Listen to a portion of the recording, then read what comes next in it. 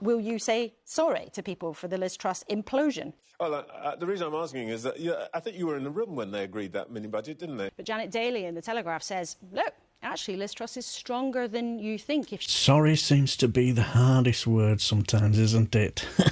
Especially when you're a Tory. Now, are the Tories really sorry for the Liz Truss mini-budget? Well, after Mr Charisma himself, Mel Stride, decided to try and convince the public that they're really sorry for not only inflicting Liz Truss on the public, but also her bird brain mini-budget on the electorate as well. And all the while, not being able to say sorry at the same time. It was quite an achievement, I'll give you that.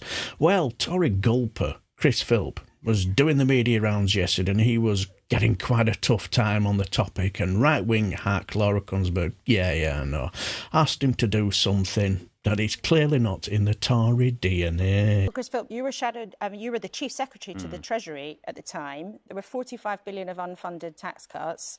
Mortgage rates went soaring. There had to be emergency intervention. I'll ask you again, do you want to just say sorry for that, maybe so you can move on?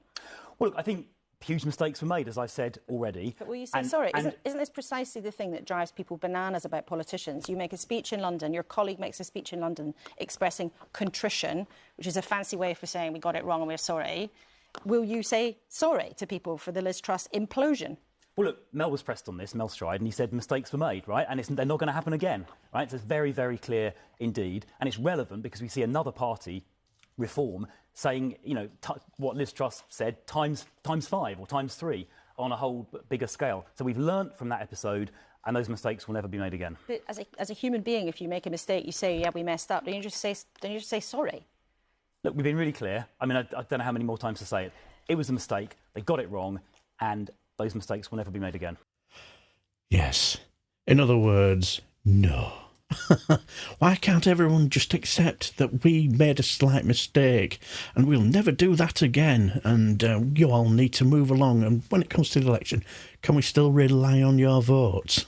Now, when we said we did make mistakes, that's as damn close to an apology you will ever get from us, because we're Tories, we don't apologise.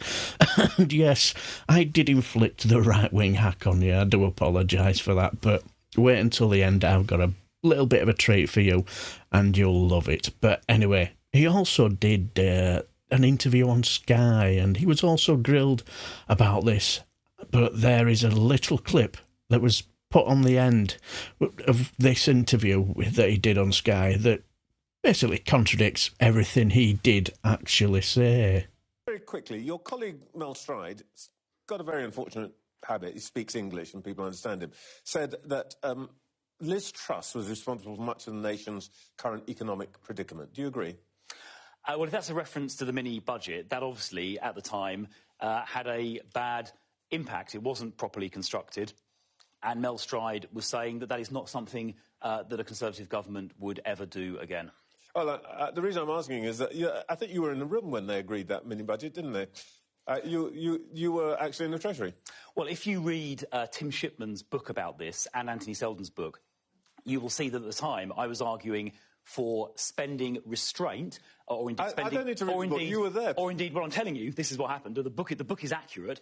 The book tells you that I was arguing for spending restraint. Oh, so you opposed the mini-budget? I opposed the way that it was constructed. I was arguing for spending restraint. Those warnings were sadly not listened to. Obviously, I was bound by collective responsibility, as you know. But if you read those two books, you could have been unbound by resigning. If you read those two books, you'll see what I was saying behind closed doors. I don't need to read the books. I'm talking to the author of the event. Why didn't you resign? Well, it's a good question. I took the view that making the case internally to control spending was the better thing to do, and I stayed and I tried to make that case internally behind closed doors, but it wasn't successful. All right, look, this week. I'm going to interrupt you there, Mr. Philp. I'm going to interrupt you there because that answer is not sufficient. So my question was very clear. Were there any mistakes on reflection in that mini-budget? No, I don't think so. Let me be clearer. No, I don't think so. Because... Yes, so which is it, Chris Philp? Was there any mistakes made with this mini-budget or not? Also, why is he trying to plug a book? Weird. So... his excuse for his part in this ridiculous mini-budget is, I tried to stop them, but they just ignored me. But he wasn't too miffed about it, to resign, because clearly he doesn't have the principles, does he? And let's be honest here over this. The only reason why they're trying to distance themselves from this is because it's killing them in the polls, isn't it? And clearly the voters don't trust them with their finances, do they? Also, when he said at the end that there were no mistakes, it shows to me that deep down they love this policy. They absolutely love it. This is what they want. And if you did corner them, give them a truth serum, they would have quietly busted a nut over it, wouldn't they? But anyway, remember when I said I had a little treat for you earlier on? Now, remember when right-wing hack Laura Kuenssberg, first aired on a Sunday, her show, and she had an interview with Dizzy Lettuce Liz Truss. Now, don't worry, I'm not going to inflict her on you, but she did have a certain guest, and she did ask him what he thought of the interview. What did you make of it? Now, have you calmed down? She has to go from the campaign to the country, but tell us honestly what you thought. Well, so you said earlier that I'm not left or right. I know that there's been criticism in the Mail on Sunday today about lefty, liberal, wokey comedians on the BBC. I'm actually very right-wing, and I loved it. I thought she was very clear. She gave great, clear answers. I know exactly what she's up to, and I think she's... most people watching at home who are worried about their bills are going to feel... Point, Joe. Forgive. There's a I'm serious not being sarcastic. She said that there was a big package of help coming this week for people to help pay their bills. She was very clear what she said, and I think... You know exactly what's going to happen. I think you're reassured, I'm reassured. Are you reassured? Well, Emily Thornbury, so you're smirking over there. Politics can be very, very unpredictable. I mean, let's look at two different opinions in the papers this morning. You have a columnist, Matthew Syed, who's basically predicting that it's going to be a nightmare and that the leadership contest has been out of touch with the country. But Janet Daly in The Telegraph says, look, actually, Liz Truss is stronger than you think. If she gets cracking, gets out there, she might be able to... Janet. I think, the haters will say that we've had 12 years of the Tories and that we're sort of at the dregs of what they've got available and that Liz Truss is sort of like the backwash of the available MPs. I wouldn't say that because I'm incredibly right-wing, but some people might say that. But the consensus, though, in politics is often wrong, right? Yeah. I mean, it's often wrong, and we often don't know what is going to pan out. Yeah. Well, as Liz said there, she said it would be wrong to predict the future, even though loads of people have predicted that we're going to have real issues with paying our energy bills. But, I think she's right to just sort of basically say, well, let's not predict and see what happens next week. I think she did the right thing there. That was the reason Joe Lycett was never invited back. I cannot think why. I thought his replies were very succinct and very true.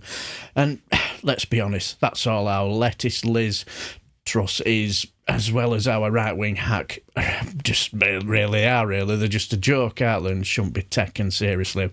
But unfortunately, some do, don't they? So, well done, Joe Lycett, I suppose, for the memories.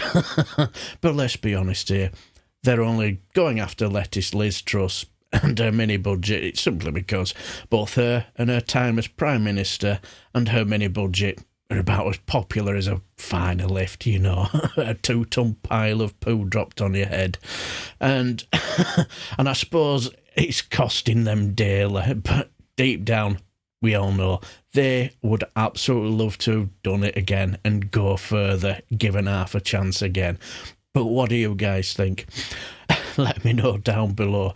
Are the Tories really sorry for inflicting the mini-budget on us? Or are they just doing it because it's politically crucifying them in the polls, but deep, deep down, they actually would love to do it again? What do you guys think? Let me know down below, and I shall bid you farewell and take care, my friends.